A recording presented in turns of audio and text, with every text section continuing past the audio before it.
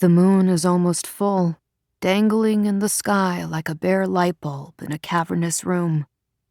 It casts sinister-looking shadows in the places where the light can't quite reach, turning sanctuaries into nightmare realms. Wren takes a sip of her coffee and watches as the steam swirls up in front of her face. It's late and quiet, with only the comforting, muffled sounds of the city to listen to.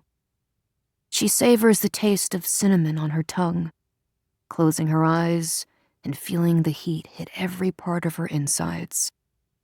The cool evening descends upon Louisiana, compelling everyone to venture outside as soon as the colors of sunset begin to bleed across the sky. The languid heat of the day starts its slow retreat, seeping out into the atmosphere and leaving behind a crisp blanket of night. The sounds begin to change. The cacophony of day is replaced with a strange serenity. Crickets and frogs, emboldened by the night, compete for attention, their soothing duel becoming an accidental lullaby. Life continues all around her, despite the late hour.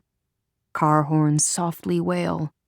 Nocturnal street dwellers whisper stories on the breeze. And everything just keeps going, despite the horrors that lurk in the shadows. But Wren doesn't fear the shadows.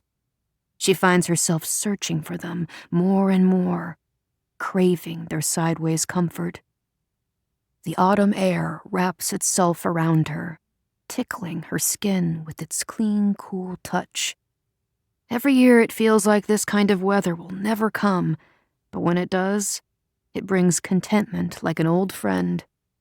It's the week before Halloween, and New Orleans is abuzz, but here she finds peace and quiet.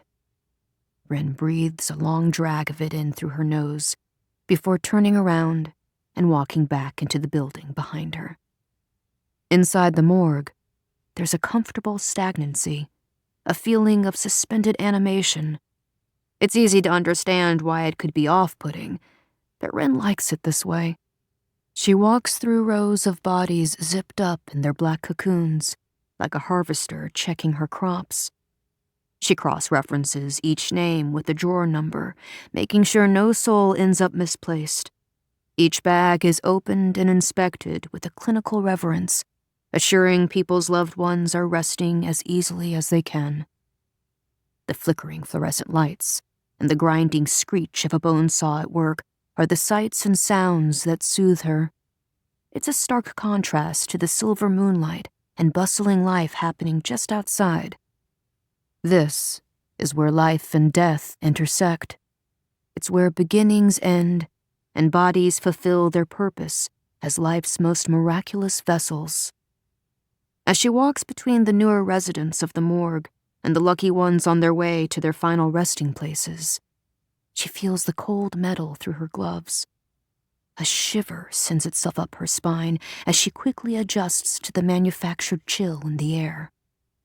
She says a silent goodbye to the bodies who are waiting to be transferred from this clinical place, away from the harsh lights and sharp implements of their autopsies. Soon they will be in the skilled hands of a mortician, a vital link in the chain of dignified departure from this realm. Morticians have a difficult task, transforming a lifeless husk into the image of a person who their loved ones, those who have memory mapped each freckle and dimple, can recognize. Only then can their loved ones truly grieve. When the echo of a casket slamming shut reverberates through a stuffy funeral home, the end becomes known. That's when the reality of loss hits hardest. But Wren's job is not to stage bodies. As a forensic pathologist, she has a solid foot in the clinical realm and relies mainly on science to guide her. She selects a bag, beginning the somber ritual of checking the inside tag to make sure it matches the outside label. As she zips open the black material, a man's face appears. He is young, with dark hair and clean-shaven skin.